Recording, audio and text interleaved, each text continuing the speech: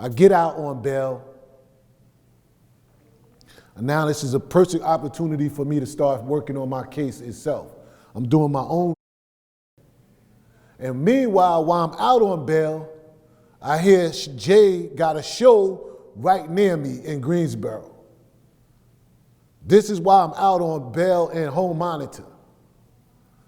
You know what I'm saying? I call up my federal officer and say, look, I gotta go to Greensboro. I need to do this and run into do this. They grant me permission to go. I head down there and see Jay. This is the first time I see him since he told me on the phone.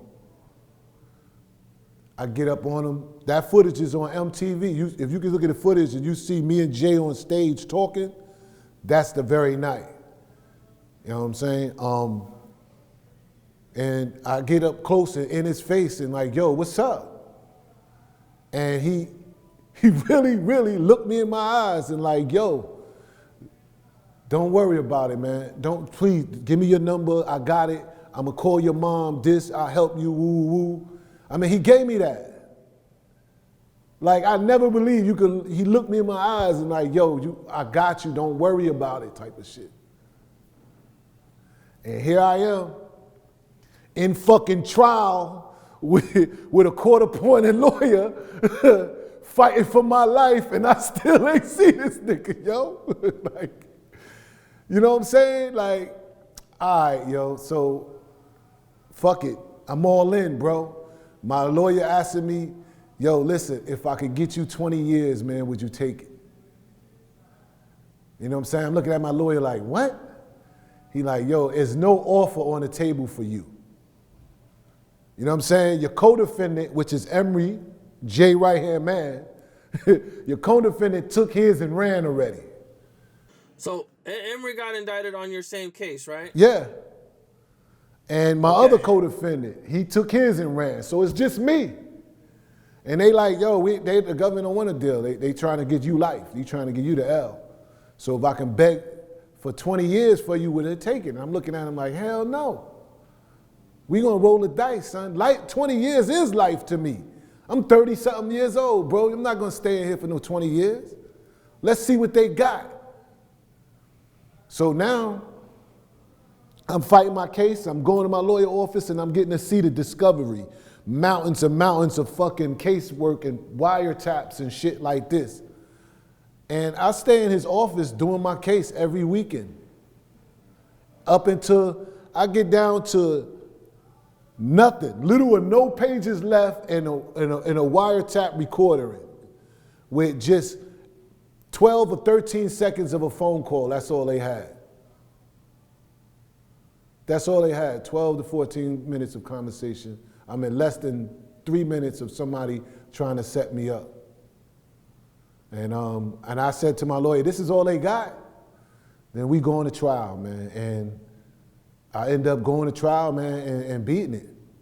They knew they had the right guy, but they had the wrong time. I gave up, I quit. So that gap in when I quit and left was when the investigation started. I was nowhere in that shit. So the judge was like, yo, you know, I can't send him to jail. It clearly shows that he's not even a part of this shit. And I ended up getting out of that. But I always say, you know, Jay could have harmed me if he would have came. If I would have got help from Jay and he would have paid for some high-class lawyers and shit to come in there, the jury would have probably looked at me in a different way. So it could have hurt me. You know what I'm saying? So I try to have a different perspective with things. You know what I'm saying? It ain't like I'm trying to make excuses for a nigga, but I look at it like, yo, if I'd have came in there with some high-class attorneys, they probably would have thought I was that big dude, drug dealer dude, woo, woo, woo. And it probably would have hurt me. So I use that, man, that perspective to just like, all right, cool. I did it myself and it worked the right way. How long did it take you to beat this case? How long were you going through this? What's crazy is I stayed out a year on bail, on home monitor, and after a year, they came with new papers, a new indictment, added new people on my shit. Yo, I'm like, they call it a supersede. They superseded my indictment and added more niggas on my shit. And I'm like, yo, this is really reckless now. That just let me know they reaching for anything now. Cause I don't know none of these people they put on here. And next thing you know, that shit ain't work neither. So give or take, I fought that for about 2 years. But I stayed out on the street for a year and a half on that shit. So around 2000, 2001, you get done fighting all your cases? Yeah. Yeah. And at this point, I mean, Jay-Z is like, you know, the biggest thing in the country at the time. Yeah. It was crazy. Yeah, the biggest thing in the country at this point. And what are you doing with your life at this time? At this time, I'm like, fuck it. You know what I'm saying? I got to move on past these guys and shit. And at this point in time, 2000, when I got locked up, I get locked up again. I catch a case in 2000, and I go in to serve 5-year sentence into something like 2001. So I do 5 years. So I come home 07. I come home right at the beginning of 07. And I'm trying to get my life together. And that shit just going downhill. That shit is going downhill, downhill, downhill. And as I'm going downhill, it's more and more J shit. It's more and more J shit. And mind you, he been sending records in between there. Between 01, 02, 03, there's records where he's still talking to me on the street, you know. But my life is going downhill. I'm not fucking, I can't get ahead, I can't catch a break. And I find myself blaming Jay and them. I find myself blaming Emery and them. I can't get no money, I'm blaming them. That's the reason why I went all the way down a dark hole with that shit, you know what I'm saying? And I went down so far, and this is one of the stories I tell in person when I'm on stage doing the screening. I went down this dark hole so far, and my well was so dry, and I had to get on my knees again, ask God to, because Jay was, that situation was in my head. And I was like, at a point where I hate them niggas. I hate Jay, I hate them. And you're not gonna get no blessings with that in your system. You understand what I'm saying? So I asked God, yo, can you remove this shit out of me? You know what I'm saying? I see him on billboards, music in my ear, people talking. So I say, God, you know, can you remove this from me? And this is where I learned about being pacific when you asking God for shit. You gotta give him detail what you want, because if he give it to you, you ain't gonna understand till later. And so I say, God, yo, get this from me. And if you can remove this from me, I'll be better. So what happens? I get a girl pregnant, and I got a boy coming, a kid. Can't be thinking, that right there shows it like, nigga, here you go, take this. This will take your mind off of these dudes for sure. And right then and there, once that came about, I started really forgiveness. Started forgiving these dudes. And as I started forgiving more and more and paying attention to life and my son more and more doors start opening up. More doors start opening up.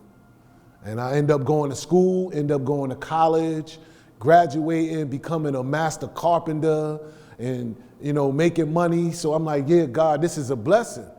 Now, my next thing I want to do is do a documentary about my life. Let's clear all of this up. You know what I'm saying? Let's do a documentary about my life. And these opportunities just start opening up. And here I am. I've done my documentary. I'm on Amazon. We got 5 stars. We rated at 5 stars now. And that's just what my story is about. It's about forgiveness. Like, if you holding any larceny or hate in your heart for someone because they done you wrong, that shit, you're not going to get to another level until you be able to let that go. You know what I'm saying? And I understood now with all, I used to get millions of comments of, yo, let it go, let it go, let it go. It seemed hard for you to do that when your mother not involved. If your mother, like I used to wake my mom up 3 a.m, look, Jay got to go to hospital. You know what I'm saying? Yo, and she get up out her bed and go take it. This is shit that his mom don't know. You know what I'm saying? So when you tell me to let it go, I'm like, yo, bro, you don't even understand the sacrifices I made. The sacrifices my family made. You know what I'm saying? So it's easy for an outsider to be like, man, just let it go. That shit happen every time, all day, every day. Yeah, it does. But it's about how you handle it. Because some people, you look at some of my comments, some people be like, man, it wouldn't be no Jay-Z. Fuck that. You know what I'm saying? He was disrespectful and rude to your earth, to your mom. Like, if anything, this is a woman that took care of him too. So everybody not going to handle it the same. You know? So I just look at it like, yo, you know what? I just been blessed on just being able to forgive them. You know what I'm saying? And not just Jay. Like I said, I went out my way for all of those guys. You know what I'm saying? And it's just like it's a conspiracy against me. Because not one of them people, not one of those persons I named came to me and ever asked me, was I okay? Did I need anything? So right then and there, like, it's just about surviving betrayal and hurt. And how you could come back off of that shit without violence. How do we solve some things without violence? And that's just what I'm on, just telling my story. And it ain't got nothing to do with violence, or I don't have no hatred towards them. You know, say he telling the story in the records. I just tell the story, you know, in my interviews and on my series.